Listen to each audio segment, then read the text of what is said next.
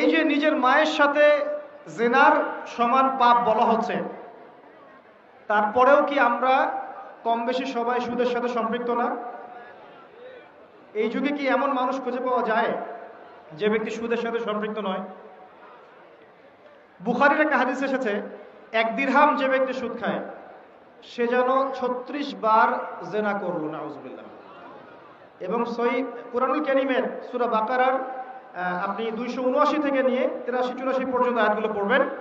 আল্লাহ পাক বলছেন, ইয়া আইয়ুহাল্লাযীনা আমানু, হে মুমিনগণ, ইত্তাকুল্লাহ, তোমরা আল্লাহকে ভয় করো।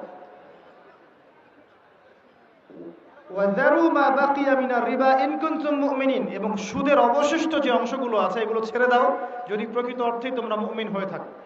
ওয়া ইল্লাম তাফআলু, তোমরা যদি এটা না ছাড়ো, যদি সুদ না ছাড়ো, কে বলছেন? আল্লাহ। যদি তোমরা সুদ না ছাড়ো তাহলে ফাযযারু বিহারবিন মিনাল্লাহি ওয়া রাসূলিহি, আল্লাহ এবং তার রাসূলের সাথে যুদ্ধের ঘোষণা শুনে রাখো।